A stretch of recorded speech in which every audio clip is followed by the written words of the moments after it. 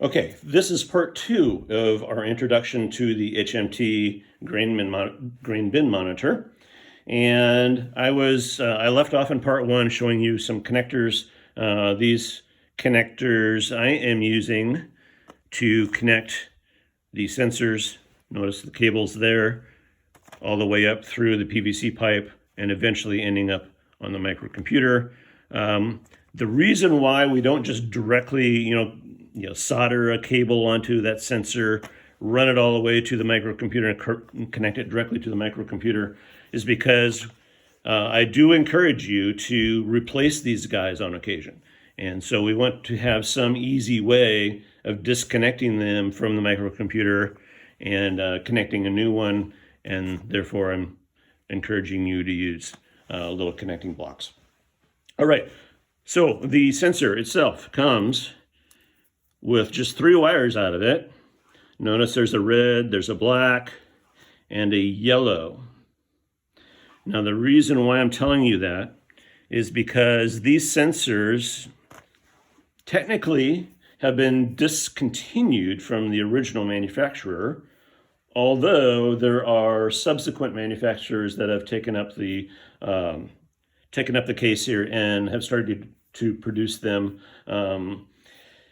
for us. So the original manufacturer doesn't produce them anymore. Other manufacturers are starting to produce them. Also, other manufacturers are producing them in a different version, version B.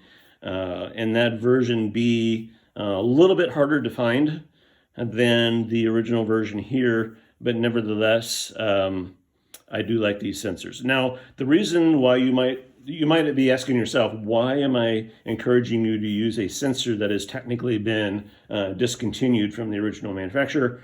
And here's the reason. I'll show you why. 3 connectors, 3 connecting wires. Now, this sensor is basically in that category of what they call one-wire sensors. And even though we have 3 wires here, 2 of those are power, so we're just going to set those aside for the moment. So we will have 1 wire left. That's our yellow wire. And all of the data, all of the humidity data, all of the temperature data that we get from this sensor is transported to the microcomputer through that 1 wire. Why is that important? Well, that is important because we are using this sensor at the end of what could be a very long piece of wire. If you think about putting your microcomputer down somewhere where you can actually access it very easily, down on the, near the ground somewhere, running the wire from that to the top of your bin, going inside your bin, and then running down to a specific location inside of your bin, that wire could actually get very long. 50 feet, 100 feet, depending upon the size of your bin, right? These sensors, these one-wire sensors, are very good at carrying those signals over long distances like that. Now, there is another a type of sensor that looks very similar to that, and it's in the category of an I2C sensor. So I, 2, and C, those basically 3 characters there. And those sensors use a different, basically a different protocol, a different methodology for transferring data. The reason why I haven't used those sensors in this project is because I've had a very hard time pushing data across a very long wire using that protocol. So these sensors using 1 wire do a much better job than the I2C sensors, which use multiple wires. All right, so until I find a better solution or a better sensor, these 1 wires are the way to go. All righty, and one more category of topics here before I close out the video. This guy right here. So I mentioned before in the part 1 of the video that we are giving away these devices, or at least the computer programming for these devices for free. And what that means is when you build the device, you actually order the parts for the device, assemble the device. When you build the device, we give you that computer code for free. But in order to kind of support our research in this project and take us to the next level and that sort of thing, we are asking for you to consider purchasing the Pro version of this device. And the big difference here is actually fairly simple. On the free version, you get the use of 2 of these sensors. One will measure the temperature and humidity of the outside air. So of the environment outside the bin, that sensor will then connect to the microcomputer, and the microcomputer can use that data. The second sensor then gets installed inside the bin. It records the humidity and the temperature inside of the bin, inside the grain pile in your bin. And then the microcomputer uses that data to make all of its calculations. Now the Pro version then allows you to add 2 more sensors for a total of 4.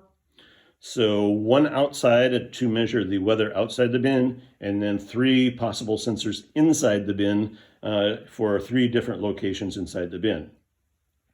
I've had some people ask me, can I do more than 3 inside the bin? And the quick answer to that is yes.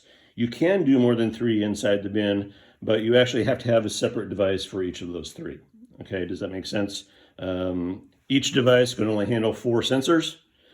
So if you want more than the total of 4 sensors, more than 3 inside the bin, then just build another device and add more sensors on that second device. All right.